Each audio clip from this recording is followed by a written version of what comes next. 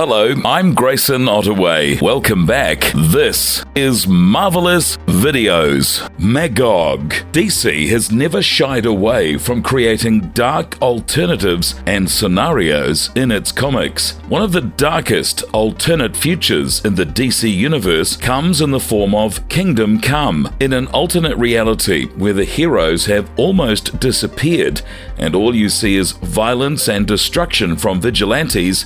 DC introduced us to Magog. He was a representation of the darker heroes who took over the comics during the 1990s, making him quite a stark contrast to the likes of Superman and the others.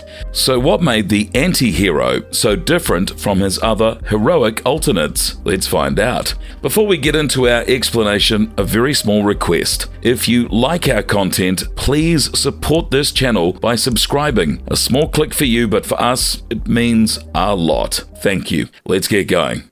How did Lance Corporal David Reed become Magog? Lance was the great-grandson of Franklin D. Roosevelt and a part of the U.S. Marine Corps. Lance received his powers from being stabbed by a strange rock during one of his underground expeditions in Baghdad. Once his powers and more were known to the members of the Justice Society of America, they contacted him to be part of their new recruitment for new heroes. He asked them why he was being chosen amongst other meta-humans, to which they explained that it was because of his great-grandfather and how that made him their greatest legacy. Franklin D. Roosevelt was the one who brought Justice Society together, thus making Lance realize how important his heritage was, and with this, he accepted the JSA's proposal.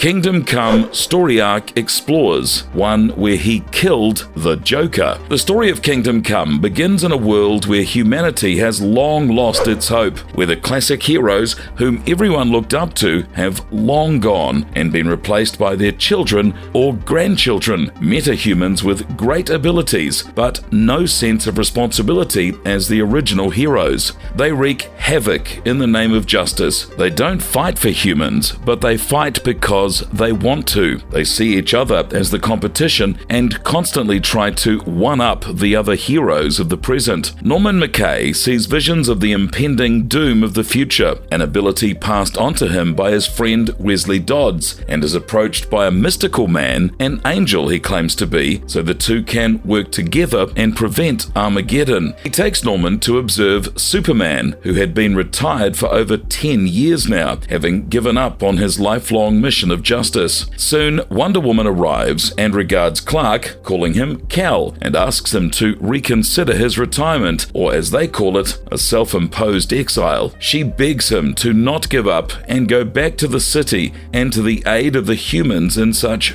dire times. Superman turns onto the news and sees how the leadership of Magog, the new heroes, have been wreaking havoc in the name of justice. One such recent incident being that a parasite was attacked and his pleas for surrender were unheard, which caused the villain to panic and tear through Captain Atom. This in turn caused a radioactive reaction to spread through the state of Kansas and its neighboring areas, causing millions of casualties and the collapse of the economy. This is only the beginning of the end. Norman witnesses another fight of the new heroes, and he realizes they are fighting just because they can, with no regard for life or justice. The circumstances have worsened since the Kansas incident. Magog's ruthless influence is leading the future of the world to an end no one had imagined. But just as the fight gets to its worst point, the hope of the world returns in the form of Superman, as people rejoice as he has not abandoned humanity yet. With Superman coming back, the other Titans and gods among men come back to their rightful mantle as superheroes of the world, and mankind's rekindled hope. The angel whisks Norman away to a different place, where he witnesses two groups of new heroes fighting over territories and not caring about the bystanders at all. The two groups open fire on each other, but before any civilians are harmed, Superman, Wonder Woman, and the rest of the classical heroes come to their rescue. Everyone in the area is shocked to see the return of the heroes and gods of the yesteryears. After subduing the new heroes, the classic heroes move to the UN headquarters. They address the reporters and everyone present in the building that they will be taking care of the problems cropping up and will return everything to normal. Superman then makes his way to Bruce Wayne, aka Batman, to seek out his help with their mission. The two engage in a verbal confrontation as Batman refuses to help Superman out. Back in Metropolis and the other cities, the returned heroes take care of the skirmishes and negotiate peace, and where they can't negotiate it, they enforce it. They make allies of the new heroes who pay heed to their warnings and decide to follow in the leadership of Superman. Superman and his allies come across many heroes, but the one they are looking for, Magog, can't be found anywhere. Magog hadn't resurfaced since the incident in Kansas. Superman and Wonder Woman even make their way to Arthur, aka Aquaman, but he too refuses to be a part of anything going on in the surface world in place of protecting his own kingdom of the seas. Finally, Superman is alerted that Magog has been found. He and his allies fly to Kansas where they find Magog. Superman and Magog get into a verbal confrontation about why Superman chose to go away. It is revealed that 20 years ago, when the Joker had killed the staff of the Daily Planet, also causing the death of Superman's wife Lois Lane, he was subdued by Superman and taken into custody by the police. Before he was taken away, Magog used his lance and killed Joker in the streets. He was then taken to trial for murder but was acquitted, as everyone saw his move as justice done. Superman was against the verdict, and when he saw the public accept Magog as the man of tomorrow, someone who could do things Superman refused to, someone who would kill without remorse, Superman decided to go away and to isolate himself. Superman tells Magog that he must be proud of himself and what he's accomplished, having caused so much destruction. An enraged Magog attacks Superman and then breaks down on the ground. Magog is no longer the man he used to be, and the years of violence have left him extremely traumatized, increasing tenfold with what happened in Kansas. He asks the heroes to lock him away so he can't get away from the ghosts that haunt him. The heroes accept his surrender, and it is later revealed that he was taken away to Themyscira by Diana, where he spent his life caring for and tending to the sick and wounded.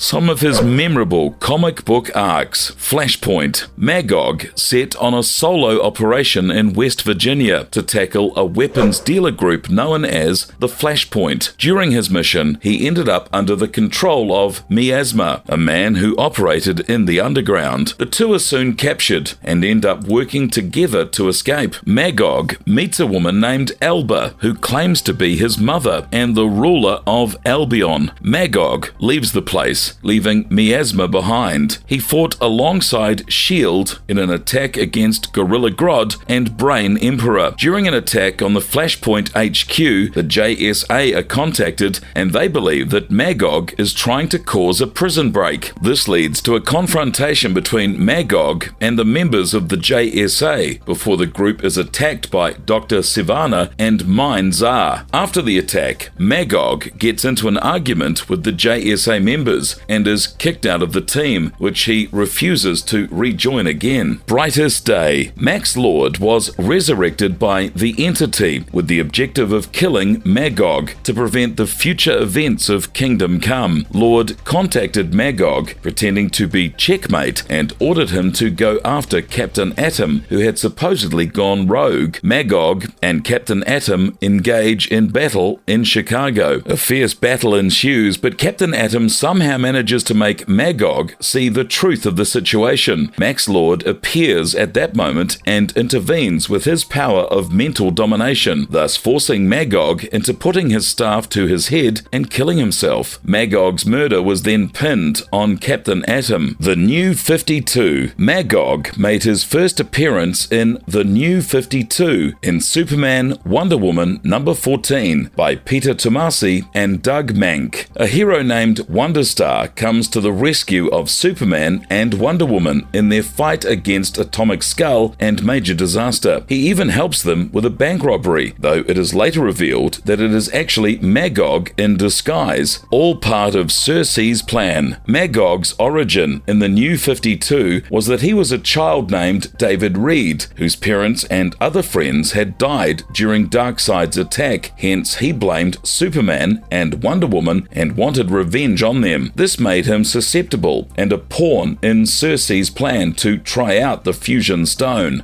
Magog appeared in an unforgettable Young Justice episode. In the Young Justice episode Failsafe, Magog made an appearance. Kevin Michael Richardson provided the voice for him. The Martian Manhunter uses the events of the episode as part of a mental exercise. The character Magog is portrayed as a soldier who fought for General Wade Eiling during an alien invasion. Later, in Nevermore, the Season 3 finale, Guy Gardner claimed that he was a JSA member. An Arrowverse Return for the unique character. The Earth Prime finally got the villain it truly deserved in the form of Magog. Appearing in Earth Prime Heroes Twilight by DC, Magog is the ultimate villain against the likes of Supergirl, Impulse, and other heroes. His appearance makes the crossover event a grand spectacle that can't be missed by fans. While the small screen Arrowverse shows end up getting cancelled after their glorious runs, the comics are giving it the justice they deserve by making Magog the perfect villain for the finale of the latest crossover. Magog and his league of villains cause quite some problems for the New Age heroes as his plan proceeds without a hitch, having been overmatched by the villain. With the comic book giving justice to Magog's character, one can only hope for an on-screen appearance from the anti-hero. So far though, nothing seems to be in the works for a live-action adaptation.